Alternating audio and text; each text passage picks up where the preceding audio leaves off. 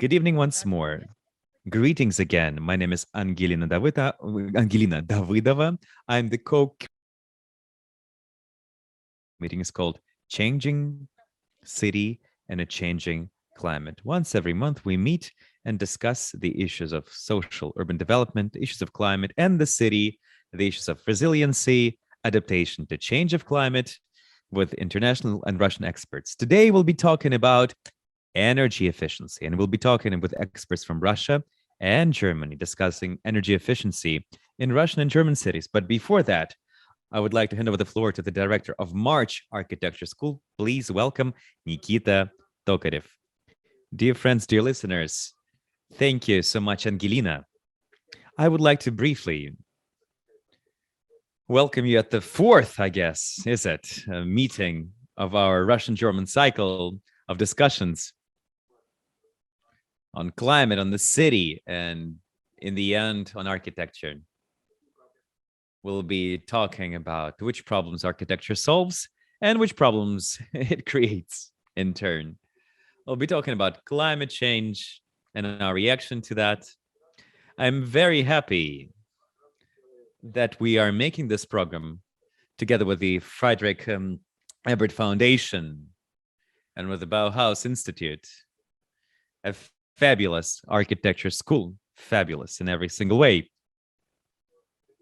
It's a great pleasure that we're doing a true educational endeavor. We're looking into the future, just as education should be. It belongs to our children, to our graduates, current and future students, those who are only going to become students and study architecture. So the sooner we begin a discussion, the more chances we have that it will bring fruits, not only in media publications, not only as recordings of our conversations, but also maybe it will be in the future embodied in the real projects that will change the mindset of architects. So that's my hope. Today's subject, I believe, is very important, in my opinion, because it mostly touches not only the changes in our reaction to climate change, but also the cost, both directly and metaphorically, the price in the most literal meaning that we're paying for the climate change, and whether that price is bigger or smaller than global warming. It's pretty curious. And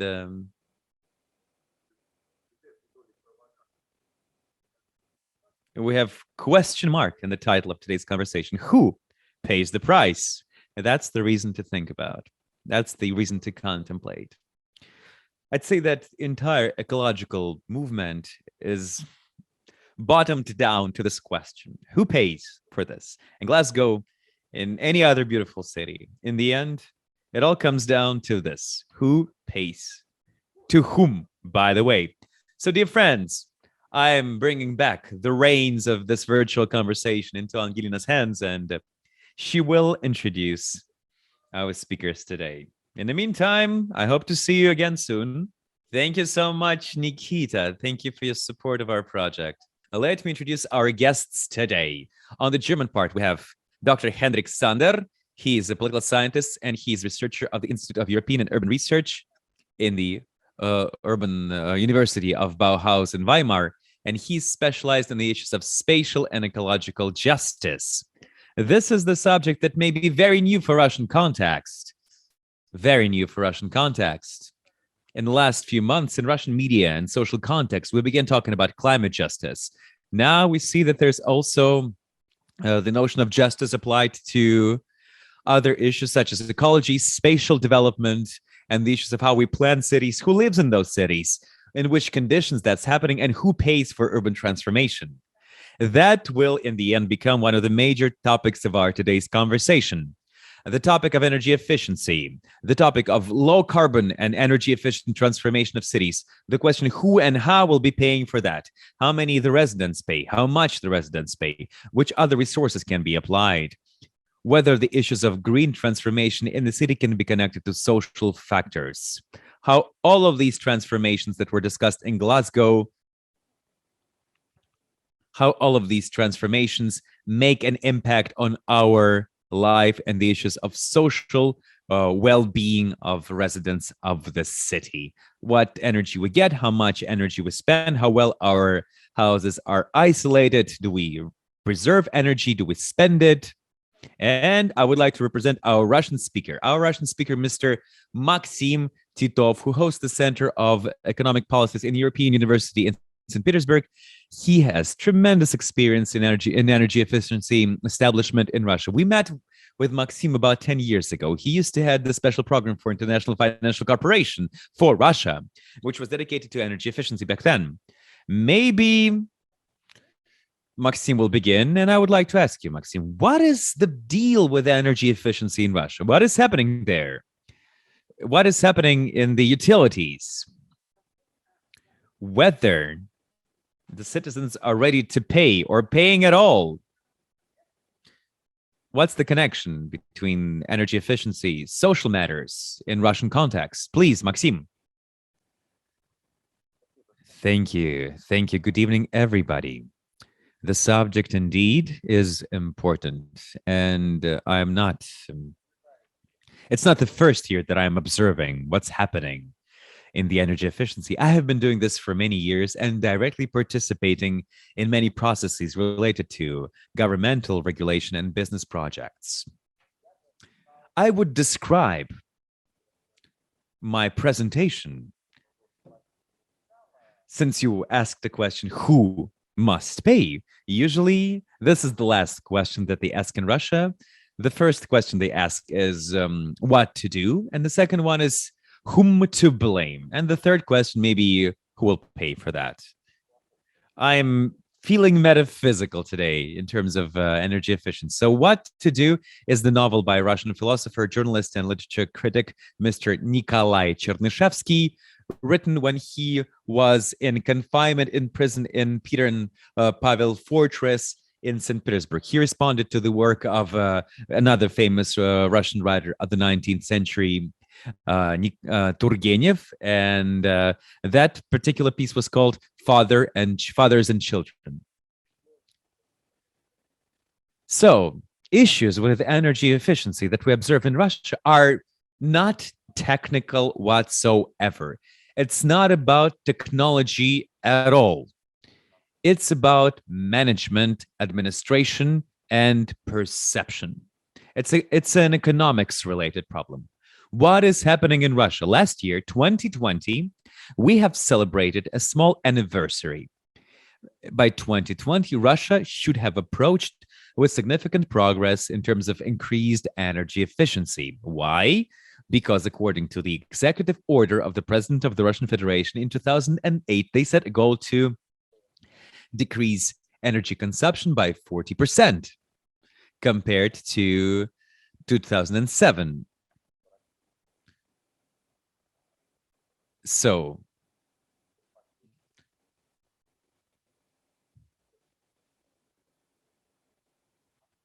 this notion was based on the report of the World Bank.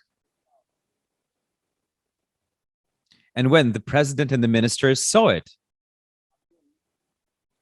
turns out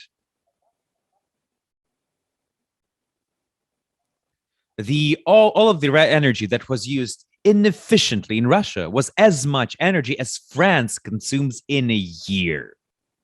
So the idea was to actually decrease the energy intensity or the energy output ratio by 40%. We actually only decreased energy output ratio by 12%, not 40%. At the current pace, we'll get to 40% by 2043. In terms of energy efficiency, we're far, far behind compared to US or Canada for that matter. If we take a look at the industries which consume, which are to blame for this energy output ratio that is not as efficient as we want to, of course, the buildings, the utilities, the transportation, and urban mobility consume the most. These are four sectors of economy that are the least energy efficient. So energy production and supply, especially power plants that burn fossil fuel,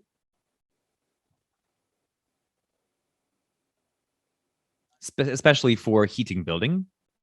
Then industries, processing industries mostly.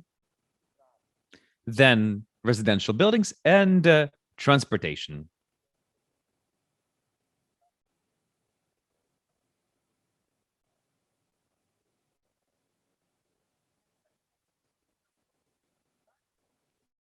So if we talk about buildings, they consume 17% of energy resources.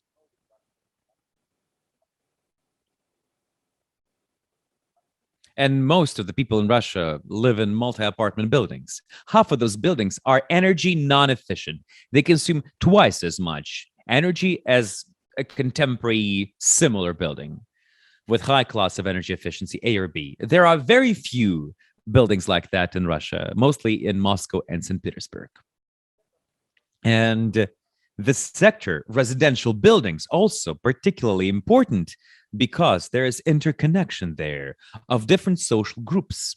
For example, if we take municipality with residential construction, there may be people who live there since the Soviet era and have been living there for many generations. And they pay very little for utilities in Russia.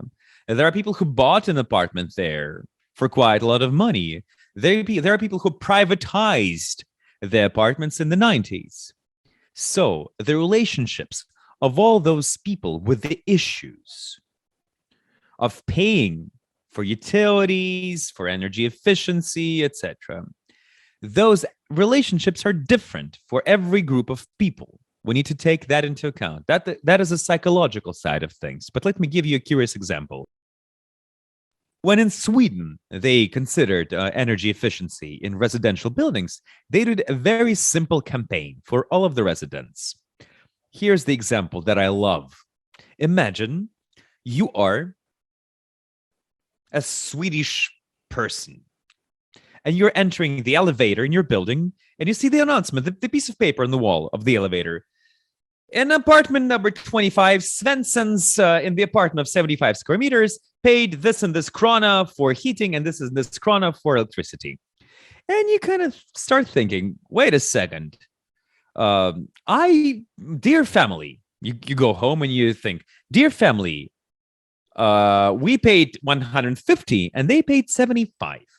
We are probably doing something wrong. This was a very successful campaign in Sweden.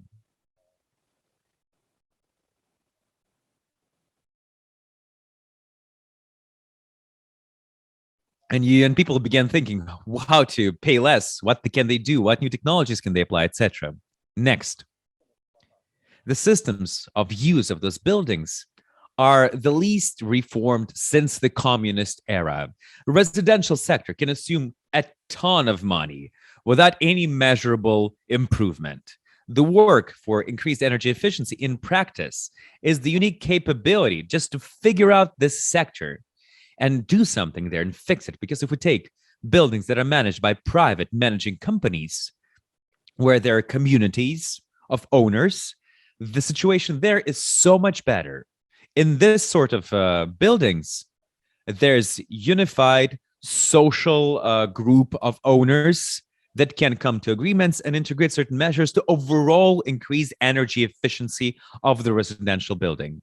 Another curious example, in the south of Russia, in the city Rostov-on-Don, there was a program to do energy efficiency for those buildings with communities of owners.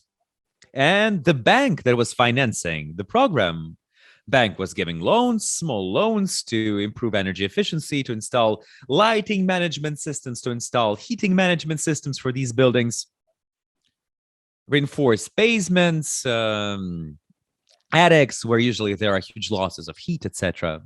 The bank was considering marketing campaign for a long time to achieve the broadest target audience and deliver information about the problem to the broadest possible audience. So they were calculating cost, thinking what to do, how to promote the idea, and they realized that the best campaign would be just do word of mouth. They bought energy efficiency LED lamps, and when pensioners, older people, go to the bank to get their pension, because back then there were no credit cards to distribute pension in Russia. So the pensioners went to the office to get their pension on a regular basis. So every time when the pensioners were going to get pension, they were getting a gift, this energy efficient lamp and the brochure of how much money this lamp would save to those pensioners if they install it instead of the traditional lamp. As the marketologist of the bank told me, that was the best campaign that they have ever had, because all of the pensioners, when they came back home, they told everybody, they called everybody on the bench near the entrance to their building. They told everybody that it's so much better than the traditional bulb. I mean, the lamps back then was very expensive. The older people, the retiree, would never be able to afford them. They would never buy them in Russia. But this was a way to promote the idea. Really good one. It's a psychological issue in many ways. Of course, there are technological measures as well, which need to be done. For example, installation of new registry devices. Registered devices needed to be updated, by all means. I think about 60% of devices are now new in our residential buildings. That's a technical point. As for organization measures, reorganization of these resources, of the organizations that supply energy, those organizations are not interested in economizing anything.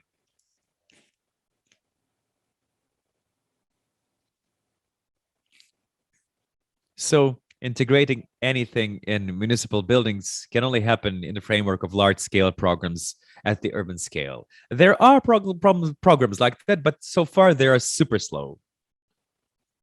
There was large program for increased energy efficiency, but it was winded down in the middle of 2015.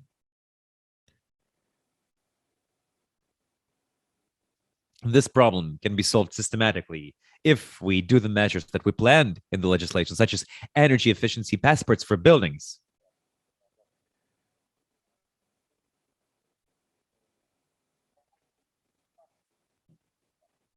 Of course, the government cannot have money to pay for everything. There needs to be budget support of the private investment.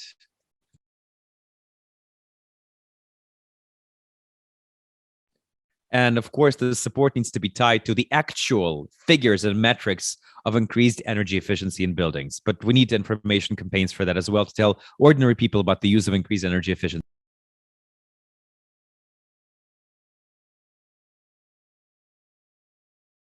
The last thing that I wanted to add, one of the politicians in the Eastern Europe, in one of the former Soviet republics, Latvia or Lithuania, I don't remember precisely, he said this about energy efficiency. When we built the new power plant and we finally open it, as a politician, I get there and I cut the red line. There are cameras, photographers, and people are happy that there will be warmth and heat in the buildings. The camera shows happy residents of these buildings. They vote for me. I am happy. I am a good politician. When I do energy efficiency as a politician, where is my red ribbon that I'm cutting? What am I cutting? How can I show myself off? What do I get? What kind of exposure do I get as a result? That's a very important psychological point, a behavioral point. We need to make energy efficiency glorious so that everybody would understand it, capitalize on it. If we do not solve this problem, no matter what sort of sector we are in charge of, there's no much way for improvement. Thank you, Maxim. Well, since you began with mentioning the novel Что делать, What to Do by Chernyshevsky, let me ask you a question. So what should we do in Russian context, in Russian cities, so that energy efficiency would actually improve?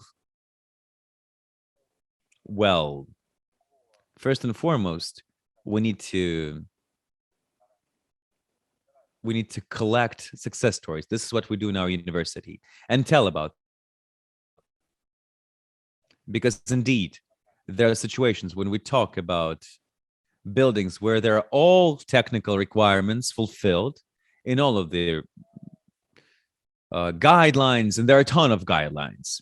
We need to tell those stories. People need to know about that. That's first and foremost thing that we need to be doing. Information. Okay, good. Thank you so much. Thank you so much. So, dear friends, we continue. Hendrik, are you ready? Are you ready to tell about the situation in Germany? Hendrik, please. Okay. First, maybe to mention the context. I spontaneously jumped in to do this input here. So I had very little time to prepare my presentation because the other scientists who originally wanted to do input here are unfortunately ill. So I jumped in and prepared a quick presentation. And if there might be some mistakes in the presentation, I apologize. It's due to the short time I had to prepare it. So let's start. As it was already mentioned, my name is Hendrik Sander. I'm working also in the Institute in Weimar on spatial and environmental justice. And now would like to talk about a special case where I did a case study. This is the energy transition in Berlin, the state of Berlin. As you maybe know, Germany is organized on a federal level, and the city of Berlin is also a state. And I did a research and consulting project there together with my colleague Simon Wohlfahrt. And the project was for the Friends of the Earth section in Berlin during this year. And the aim was to find out what the obstacles are and what chances are to get Berlin climate neutral also in the heating sector.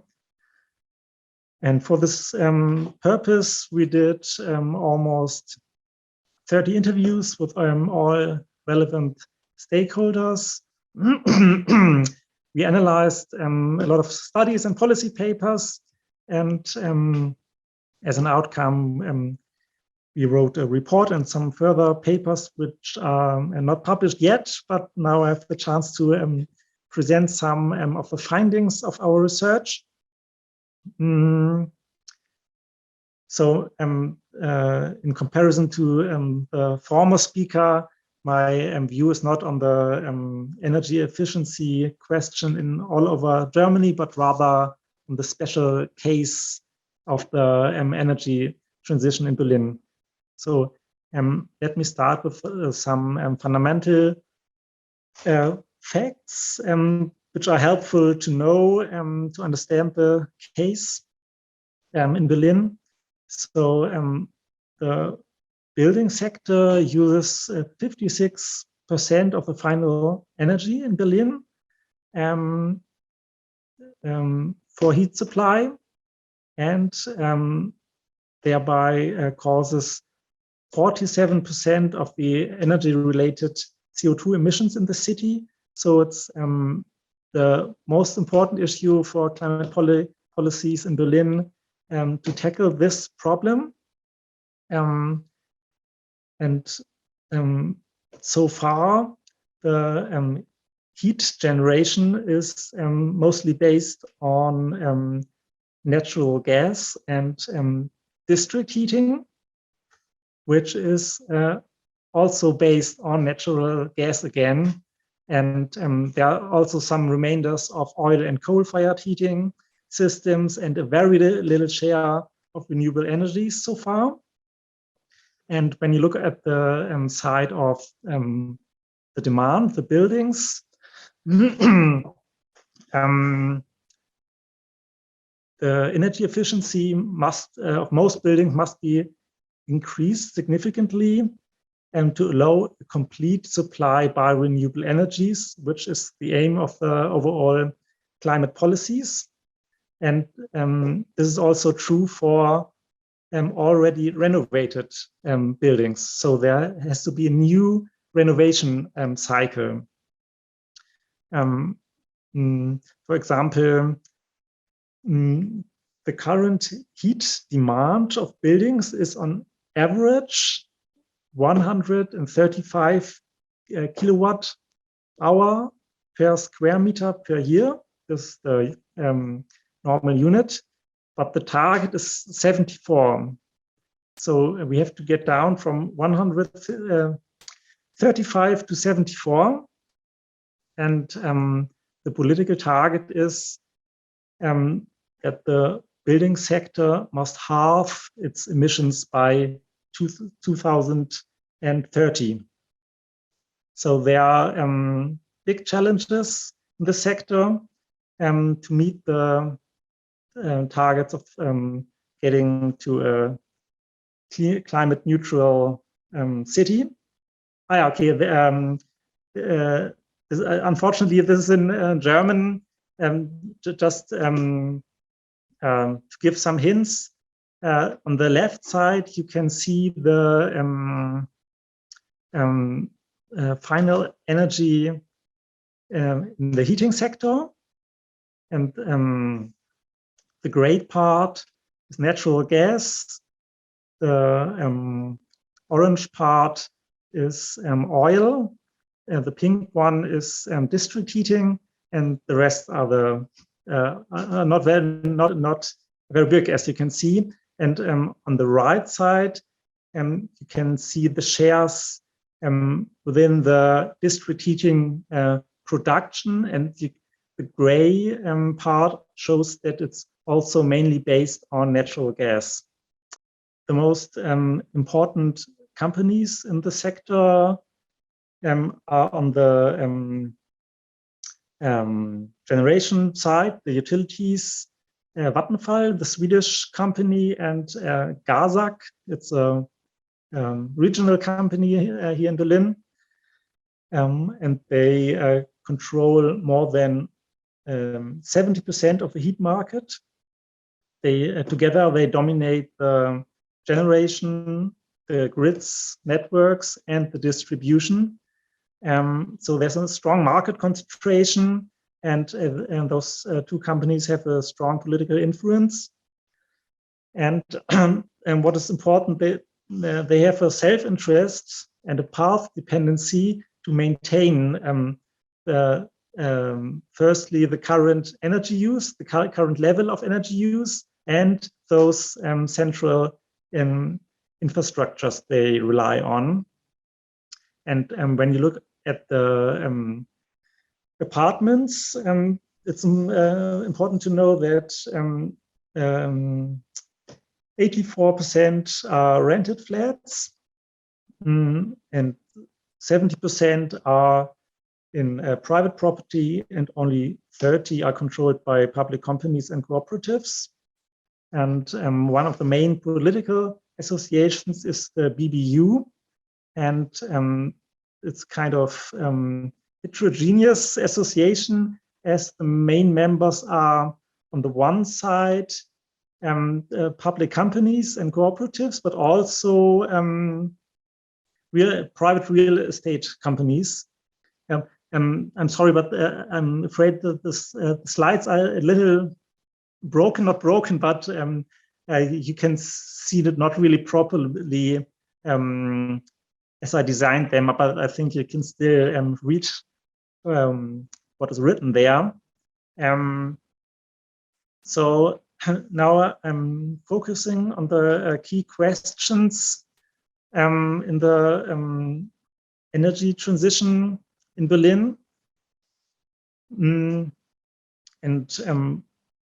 one of the key conflicts, or one of the key debates of the relevant actors is if there should be an openness to different technological paths, as especially the companies say, or if there should be a general political steering and clear provisions what technologies, for example, to use in which districts.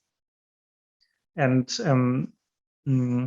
similar debate or connected debate is that the private sector prefers market-oriented instruments and other actors prefer strict regulative law. And another important question is if the whole energy transition related to heating should rely on the conversion of the generation side, because again, rather the private companies argue that it's more cost effective and more politically easy and to do that. But on the other side, especially environmental NGOs and so on, argue that we still have to focus on energy-related renovation, energy efficiency, and an overall reduction of energy demand. So rather focus on the demand side and the efficiency side, and not just the change of the sources or the technologies of generation. So a synthesis could be, as we argued in our project, to come to a holistic life cycle approach or an integral socio-ecological balancing of buildings and construction activities, to combine those two approaches. On the one hand, to look on the CO2 emissions of measures, but also to look on energy efficiency questions and total energy demand. So now, I would like first to focus on the generation side, and there are three important paths or the types of technology which contribute to heat generation. And this is firstly the already mentioned district heating, which is almost completely controlled by the Swedish public enterprise Vattenfall, and it's the company's strategy is to expand its supply zone over the city, to expand this district heating, and their long-term target is to raise the market share of district heating. Hendrik, can you define what district heating is? Because it's a very special German thing. What is district heating? Okay. I'm not an engineer, so maybe it's difficult for me to explain. What do you mean by district there? What do you mean by district? Yeah, the German term is Fernwärme. So you have the kind of pipelines within the city, and on one point you have some plants, especially fired by natural gas so far, and those heating plants bring water to a special temperature, and then the hot water is supplied through the city through these pipelines. And thank you, Hendrik. Now it's clear. Pardon? Thank you. Now it's clear. It's the same in Russia. Yeah. Thank you. You're welcome. Okay. So as I said, my focus is in Berlin, but there are many cities in Germany who rely on such systems. And it would also be an interesting question for me if you have similar systems in Russia. But maybe first I finish my presentation.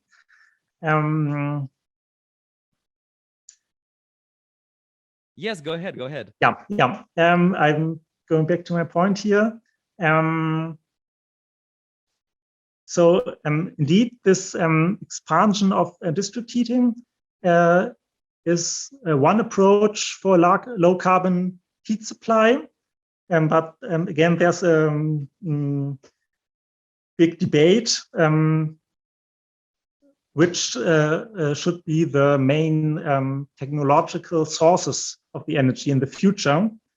So on the one side, especially the owner Vattenfall argues that he wants to rely on natural gas and then switch to hydrogen, if it's possible on green basis. But on the other hand, there are again more the environmental NGOs and so on who argue that this process of the decarbonization of the district heating is too slow and too much focused on this hydrogen thing, and should rather focus on more decentral renewable energies. And secondly, the next path of heat supply is the whole gas business. So the gas supply is now controlled by the company Gazak, and this company supplies heating plants as well as individual houses. And again, there's a conflict on the one side. Rather the private sector and especially Gazak argue that a gas-based supply is an important bridging technology, and in the middle range there should be a switch to hydrogen, and the aim is to maintain the established infrastructures and business models, and on the other side, more the environmental actors argue that there should be a gas phase out, that gas is have no reasonable role in future heat supply, and it's important to avoid a fossil lock-in in this case, and that also hydrogen is not an appropriate strategy for the future, which is widely discussed now in Germany. So, for example, the new federal government in Germany is strongly focusing or relying on this hydrogen strategy. And thirdly, the third path of supply are the renewable energies. And there was just recently a study by some environmental NGOs that there are indeed big potentials of renewable energies in Berlin, but in the same time that there are some important obstacles. And of course, the time is running. I maybe cannot go into detail this question. Maybe if it's interesting for you, we can come back to this point. But what is maybe also interesting is that there's a discussion on the to implement a new law on the state level of Berlin that forces house owners to install renewable energies, at least at a certain percentage, when they change their heating systems. But in the recent legislative period, it wasn't successful yet to push through this initiative. Okay, now I would like to go to the other side, the demand side or the building side. And there's the gas. Now, here again, we have an interesting thing. Maybe just as a background information, these are the long-term plans of GASAC, the gas company. And they do assume that they will lose some market share with their gas business. And and when you look at the 2050 point, you can see the yellow and orange parts are natural gas and organic gas, and the blue parts are hydrogen. So also this company is really strongly focusing on hydrogen. Okay, but can you, yeah, this renewable question? Yeah, okay, here we can continue. So as I said in the beginning, and there's this debate if you should rather focus on a transformation of the generation side, or focus on a transformation on the building side, the demand side. But for those actors who push for an ambitious renovation strategy, they face a double obstacle, because on the one hand, tenants have the experience that many owners used those modernizations in recent years as a device to raise rents and to increase the value of the assets. But on the other hand, also the owners began to prefer such a generation side strategy of energy transition. So this whole thing of an energy modernization strategy hasn't a strong lobby nowadays. And the core of the matter is that who pays, again, the question for the costs of modernization. So, and the tenants, or the tenant lobby argues that it should be self-financing or cost neutral in terms of rent, including energy. And on the other side, the private sector argues that, or the owner lobby, that investments must be economical. And therefore there's a dilemma that the most political measures that are implemented to defend tenants' interests kind of hinder investments in the modernization by the owners. And luckily there are also some solutions or possible solutions discussed in Berlin. So I can only mention that shortly, because my time is already over. So, for example, there's a discussion about, in German, it's Drittelmodell. I would translate it as a three-party approach. And that means that tenants, owners, and public authority share the costs. And that actually means that there's a need for massive funding by the state to kind of deal with this conflict or dilemma. And another approach is the, as I would translate, a stage approach.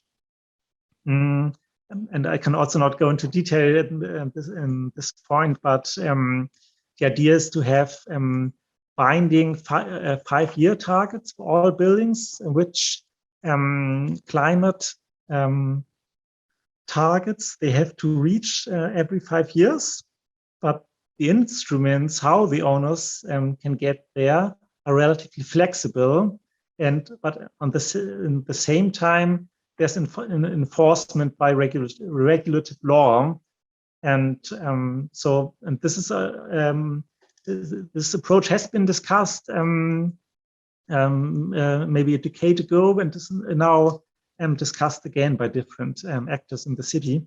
And a third point is in overall improving of the quality of those modernizations. for example, stronger democratic participation and transparency,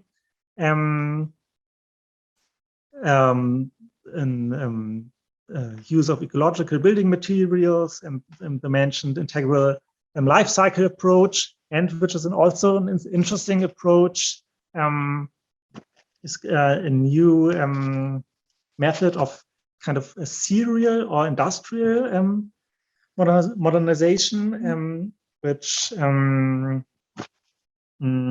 is developed by the so-called Energiesprong approach in the Netherlands.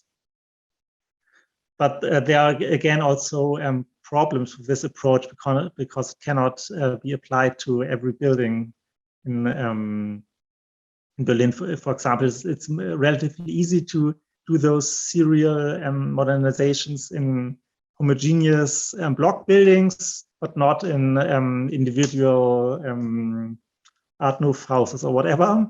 This also just to have an idea.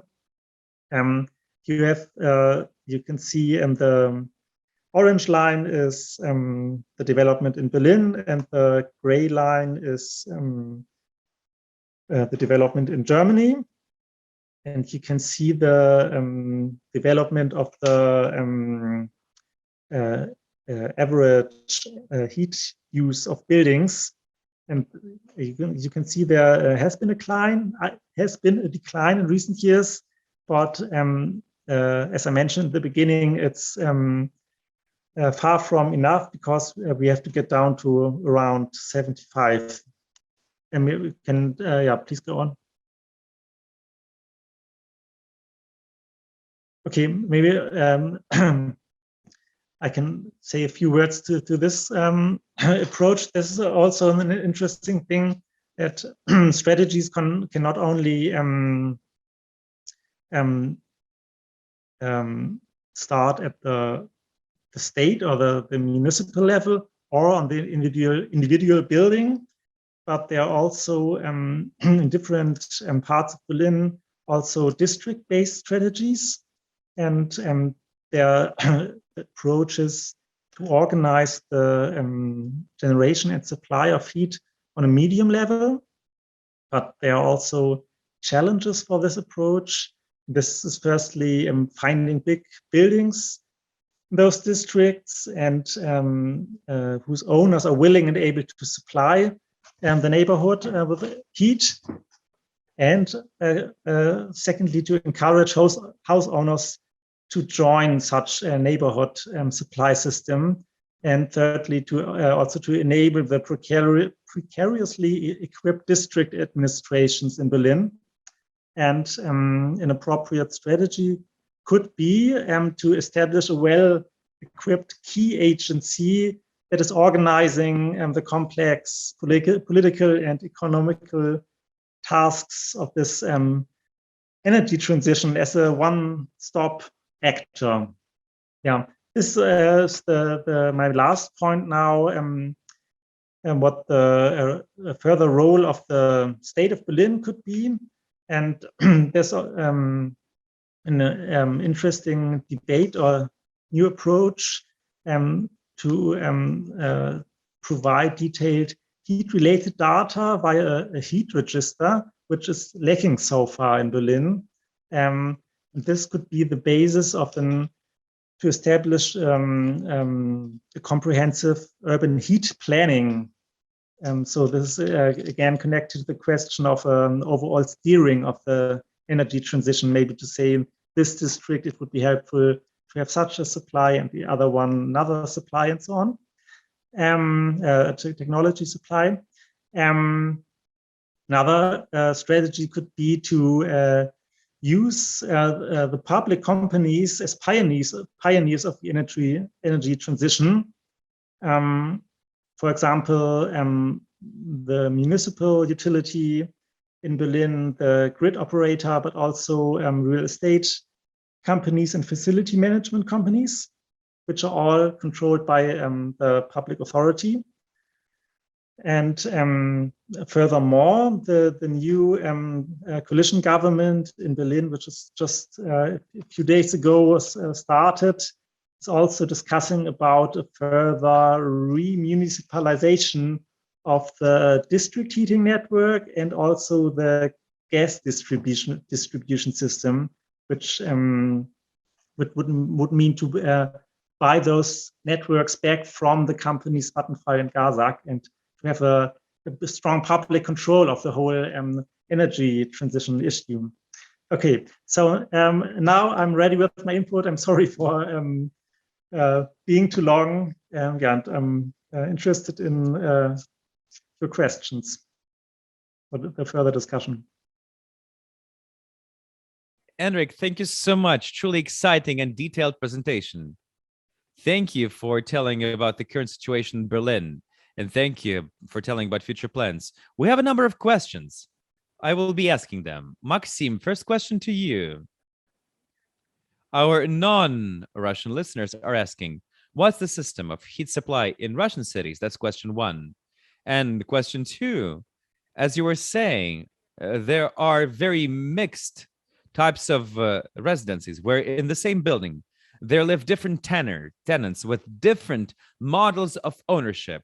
Those who privatized the apartment, those who bought the apartment, those who don't own the apartment, which is a state property. So how is the decision-making working in that sort of buildings? As for heat supply, municipal heat supply in Russia, that is a legacy of the Soviet era of planned economy when they were building huge power plants next to big cities. And there are same pipelines under the streets, and from those power plants that burn fossil fuels, send heat to the buildings. The loss is tremendous. Now, these energy supply companies are trying to use drones to find out where there may be most losses. This system used to be good in the Soviet era. Today, with modern technology, we understand that it's not always justified. Maybe somewhere more autonomous sources would work better. But most cities in Russia, indeed, are based on this centralized principle. Question two, how different tenants, different owners can come to agreement? This really does not work, especially when there are different groups. Let me give you a simple example of my friends who live in the very old building in the center of St. Petersburg.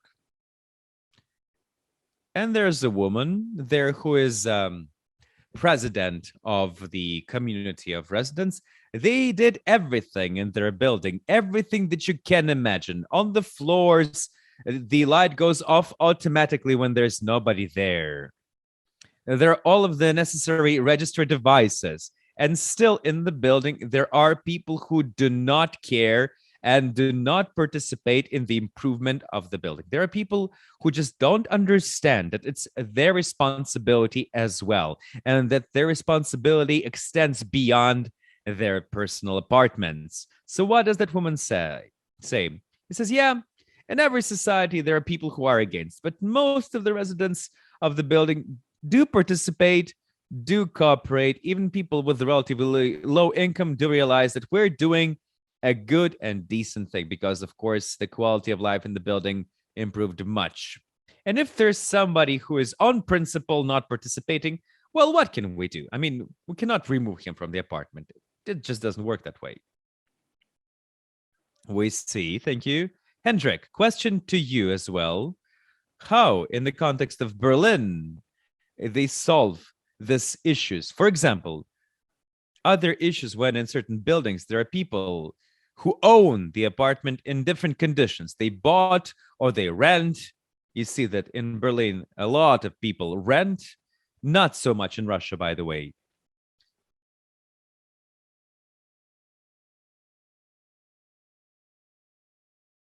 So how residents in Berlin agree on these payments? Could there be that in the same buildings, there are those who own and live in their apartment and those who rent and live in their apartment? How do they agree? Yeah, that's a good question. I think, of course, we have such cases in Berlin, and I'm living in a city close to Berlin, Potsdam, maybe you know.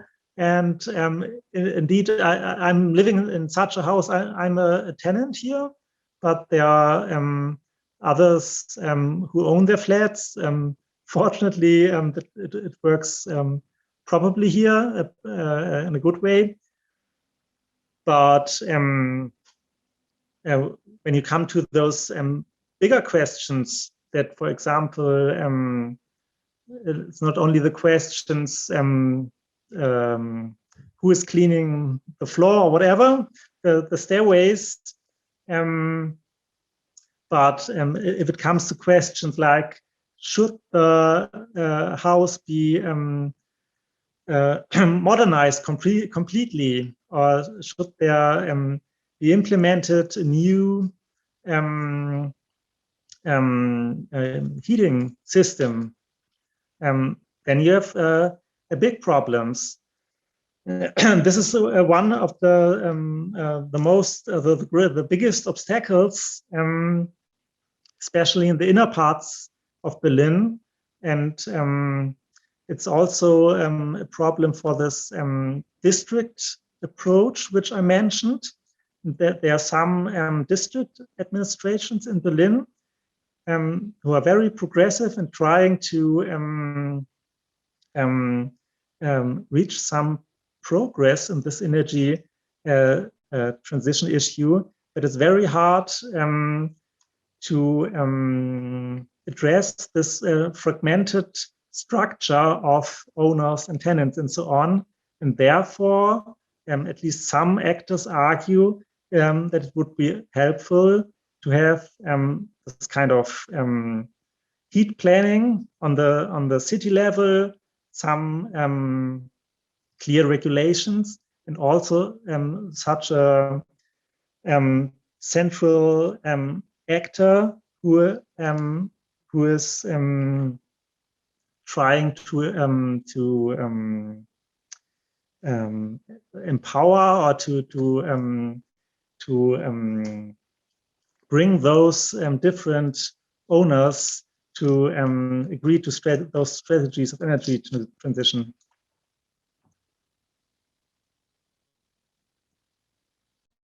Maxim, thank you. Yes. Thank you very much, Hendrik. Maxim. A point that I wanted to add and maybe talk about it separately.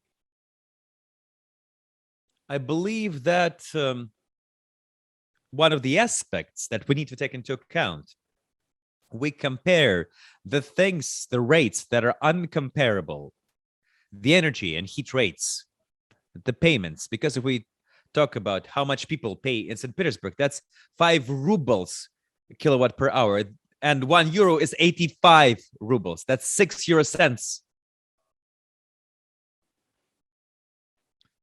This is the rate because the government subsidizes energy consumption in Russia for residential buildings. Corporate sector is paying for that. Without the subsidies, the tariff would be so much higher. And that's also about the heating. And then probably the motivation to improve the energy consumption of buildings would be so much bigger. But political will so far is to subsidize all of this for residents, so the residents care significantly less. And this subsidizing is a sort of social obligation of the government that is taken for granted in Russia, so it cannot be easily removed or canceled.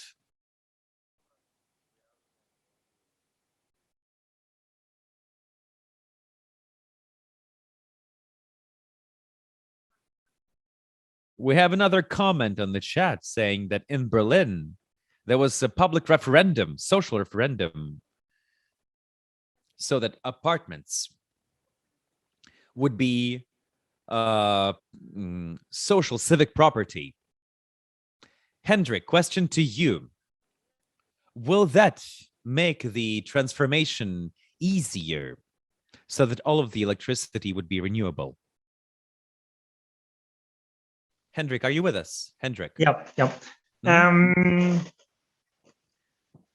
The debate about this initiative was very controversial in Berlin, as you can imagine, because the aim of the initiative was and is to expropriate big private real estate companies and to give those houses and apartments to public companies which are controlled by the city.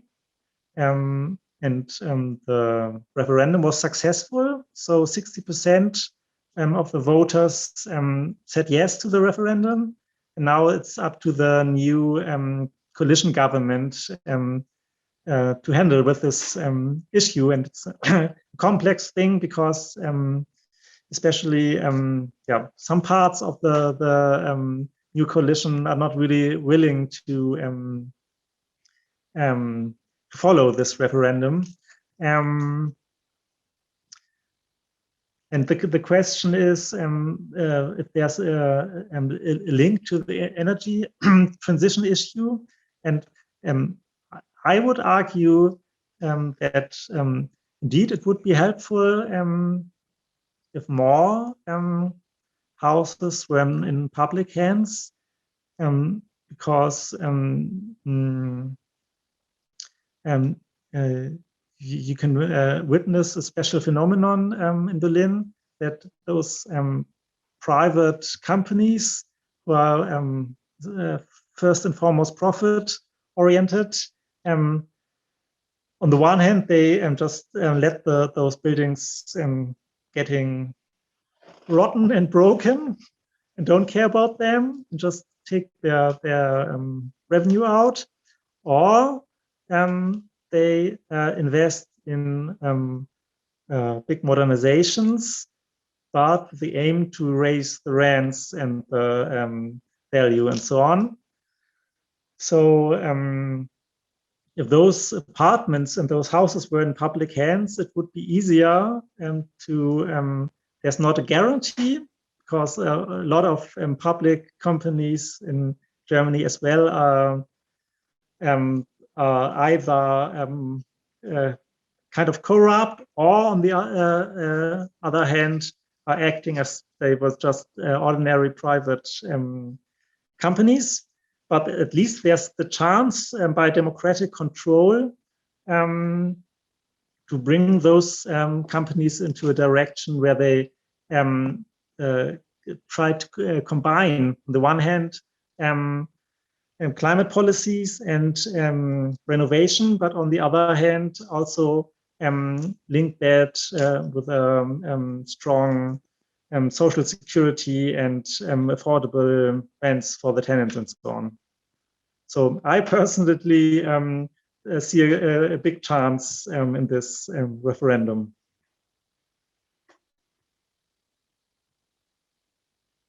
Hendrik, thank you for your comment. Another question from Daniela. Daniela is upon our co-curator of the entire course of the lectures and discussions.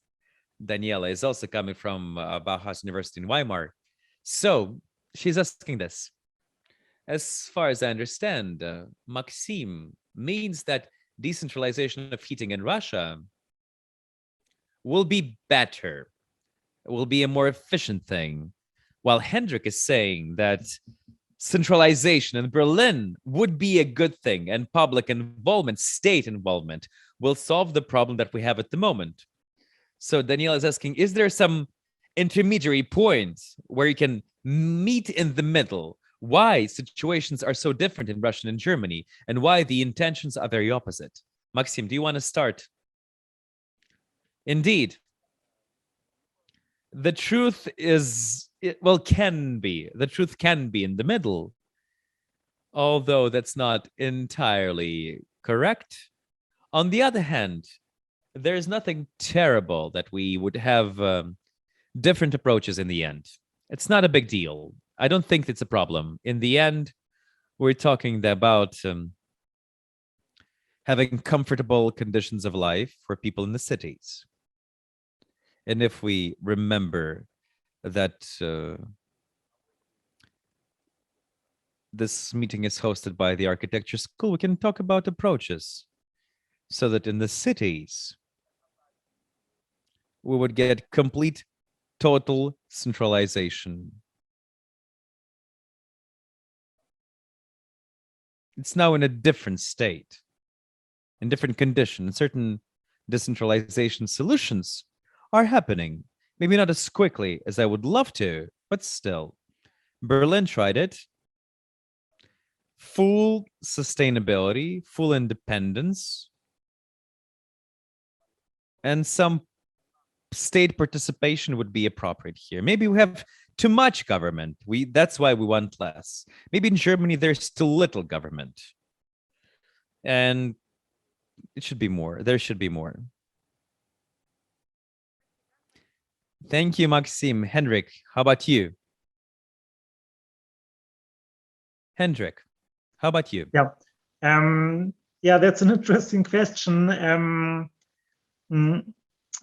Maybe I was misunderstood to some degree, at least to some degree, because I'm not arguing for full centralization of all infrastructures and so on.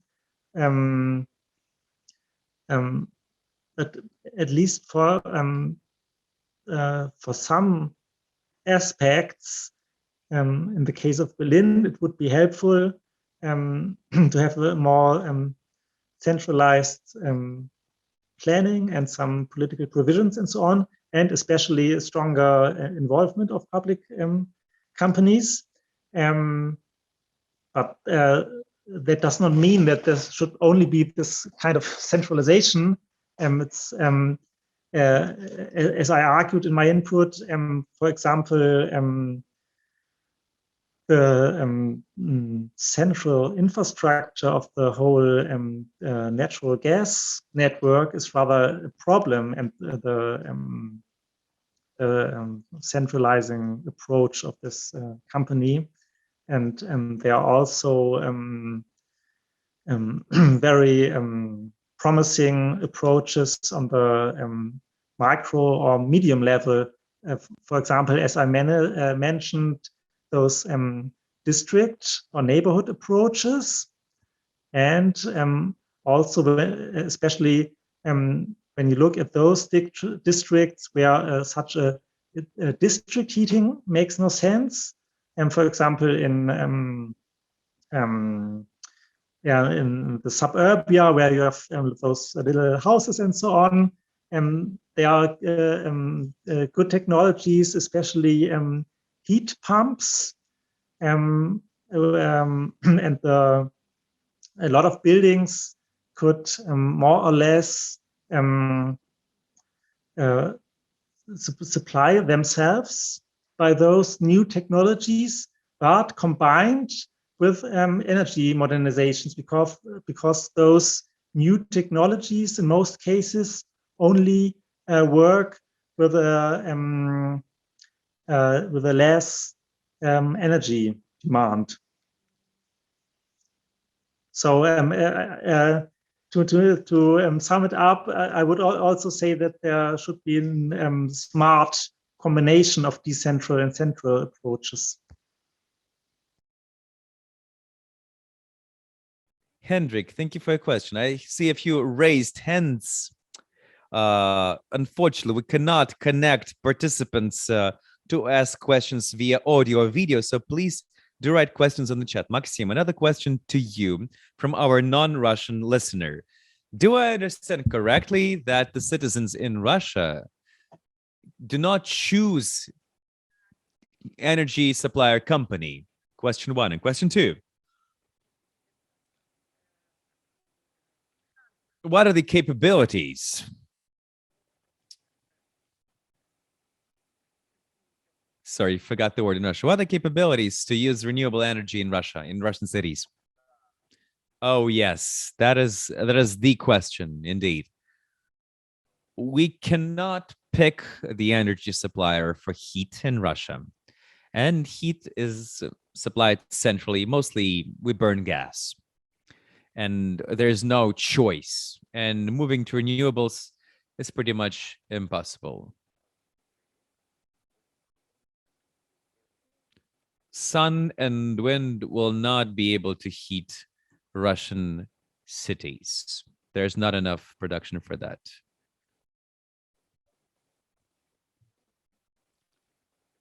We cannot choose supplier for heat. We cannot choose supplier for electricity in our apartments. Unfortunately or fortunately, I don't know. We cannot do that. As for renewables, what do we have today? Wholesale generation market is growing. Large companies supported by state build wind parks. Turns out we have a lot of wind capabilities. There are good subsidies and return on investment guarantees for the projects like this. There are not many projects yet. I don't think would compare to Germany. But if we speak about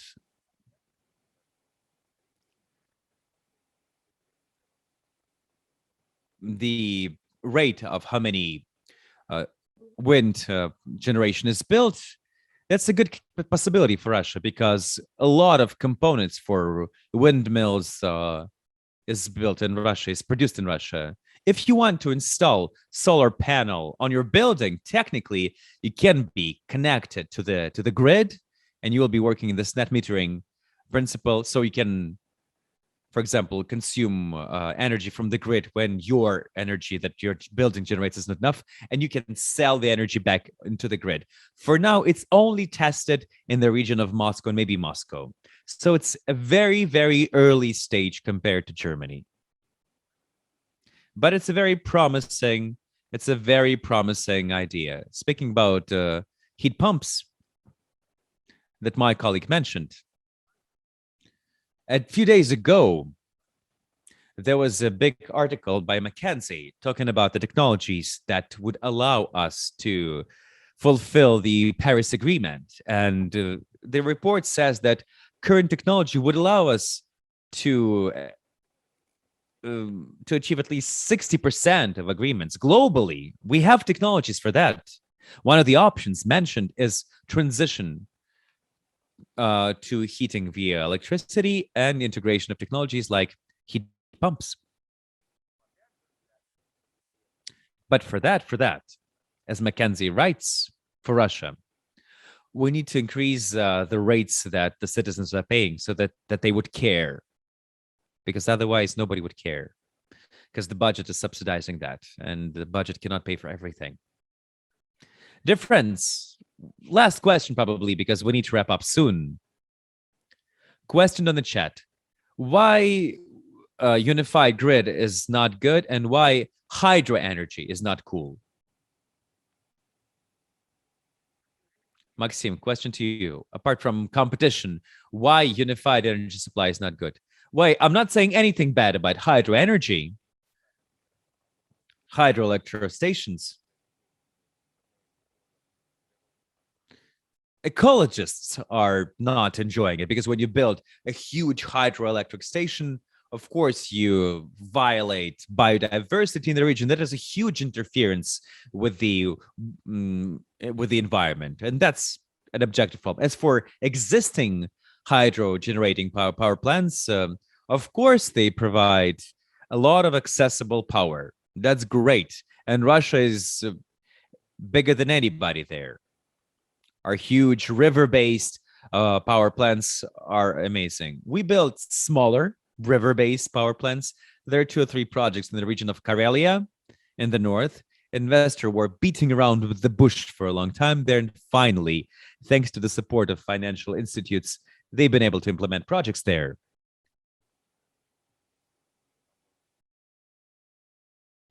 So another question that you asked, well, that's pretty much it. That was about water generation and about unified market.